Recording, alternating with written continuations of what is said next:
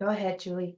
Good afternoon, everyone. We are going to go ahead and call to order the February 21st, 2025, 3:30 p.m. Canvassing Board certification meeting for our February 11th, 2025 special election. I am Canvassing Board member Julie Wise, your elected King County Director of Elections, and with me I have Canvassing Board member Kimberly Frederick, our Chief Civil Deputy in the King County Prosecuting Attorney's Office, and Stephanie Sirkovich, Chief of Staff to the King County Council.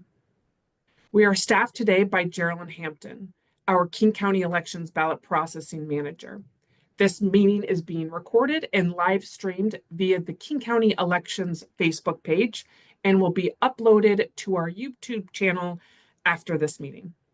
Now we're going to hear from Geraldine Hampton with an overview of this special election. Good afternoon, everyone. Here are the updates for the February 11th, 2025 special election. For this election, we had 5 districts with six measures on the ballot. The districts included the cities of Burien and Seattle, the school districts for Seattle and Issaquah, and then there was one special purpose district for Shoreline Regional Fire Authority. Going into this election, we projected 33%, but the voters came through and we got a last minute push and we ended up at actually 37% turnout. So quite a bit over our 33 projected.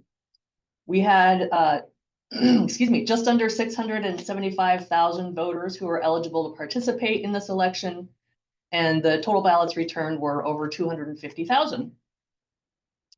For Dropbox activity, we had 56 Dropbox locations open this election. Dropbox returns came in at almost 130,000 ballots, which is 52% of our total returns.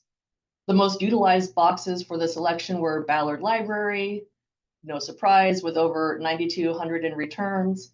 And then second place went to Seattle Central College with over 7,200 returns. 61% of those Dropbox ballots all came in on election day. It was real brisk turnout on election day at the drop boxes.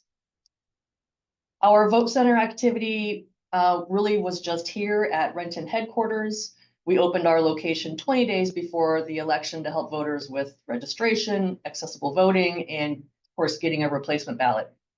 We issued 123 ballots to voters at this location, with 90 ballots being issued on election day alone. Now, a little bit about challenges and invalid ballots. Reasons we might challenge a ballot include missing or mismatched signatures on the ballot declaration, being returned too late to be counted, or the identity of the voter has not been validated. We ended this election with just over 3,400 mail ballot challenges. Of those, it was around 66% that were actually returned too late for us to count.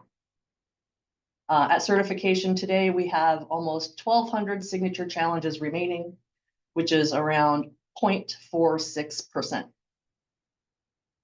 of total ballot returns. 54% of voters who were challenged did in fact return a signature resolution form to help us count their ballots.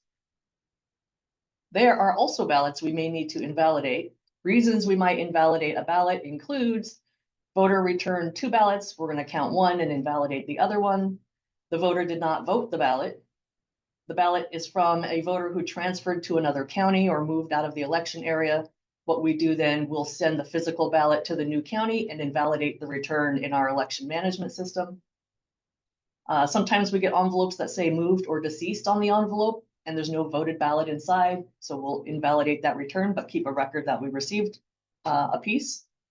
Or a double signing situation where Joe signs his own ballot and also signs someone else's ballot. The someone else's ballot ends up getting invalidated. So at this point, I would like to present to the board item E-4000, which is a list of 3,401 challenged ballots and 116 invalid ballots for rejection. I move that we reject the ballots on that list. I second. All in favor? Aye. Aye. Let's see, prior election ballots. Between and during every election, we receive ballots from previous elections. For each piece received, we'll open the envelope to ensure the voter did not accidentally return a current ballot in an old envelope. So we have 126 of those ballot packets. So I would like to present to the board item E-4001, which is a list of 126 prior election ballots for rejection. I move that we reject the ballots on that list. Second. All in favor? Aye. Aye. Provisional ballots, we received 0 of them. So none to reject. For ballot alerts, since the general election, we've increased our ballot alert subscribers to over 145,000. That's an increase of 1,000 since November. These alerts are text or email notifications voters can opt into, and they'll receive alerts when their ballot is mailed out to them, received by our office, signature verified, or if appropriate, challenged. We even send a reminder alert the Thursday before the election if they've not yet returned a ballot. So our ballot alert subscribers had a 53% turnout rate compared to the overall 37%. So much more engagement from that group of voters. Temporary employees, even though we're in a special election, we needed to hire around 100 people to help us out. Our group of 70 full-time permanent staff need that assistance to count all those ballots. We're regularly hiring folks for a variety of jobs such as customer service, ballot processing, and data entry.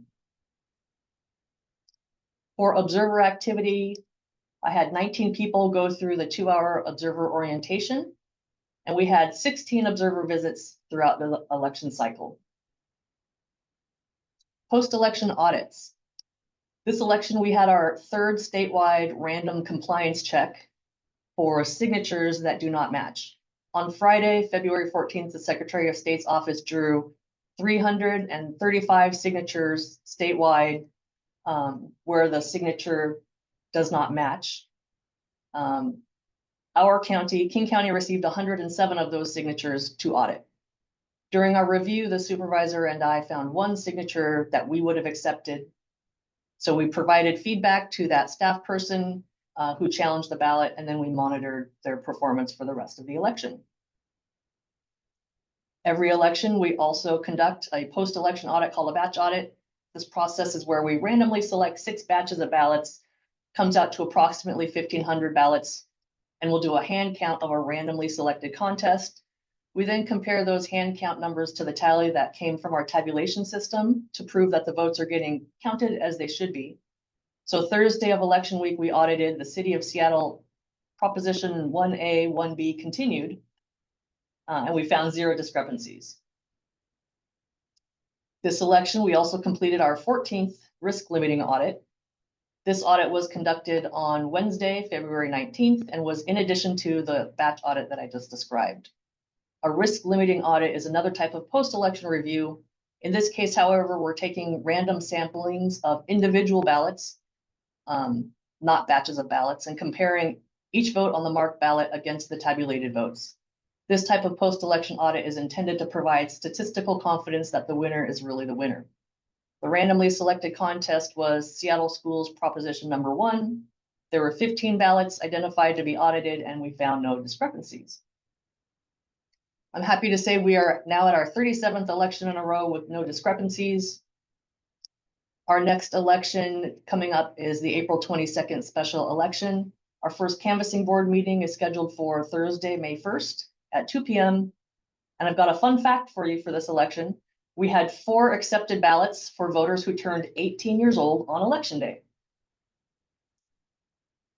Try to add a fun fact in these meetings, spice them up a little bit. But that is my summary of the February election. Thanks so much, Geraldine. Really appreciate it. Appreciate you and the entire staff. It was a chilly election night. Closing those drop boxes. Appreciate everyone's work this election and for all the voters that showed up. Should we do some certifications and oaths? So, Julie, I will now read you the oath of authenticity. It reads, I solemnly swear that the unofficial returns and supporting documentation of the special election held on February 11th, 2025 in King County, State of Washington are true and correct. I do. Our next item is the certification of the canvassing board, and it reads, the undersigned officers designated by law as constituting the canvassing board for the County of King, State of Washington, hereby certify that this is a full, true, and correct copy of the abstract of votes, including the number of registered eligible voters, cumulative results, precinct results, and report of votes cast at the special election held on February 11th, 2025 in King County, State of Washington. I do. All right, the board has certified this election. Again, I'd like to thank all of our voters that turned out in this election, our amazing, dedicated team, and of course, to our brilliant canvassing board for pouring over lots of voter intent for a special election. Appreciate everyone so much. We are officially adjourning the February 21st, 2025 certification meeting at 3:41 p.m.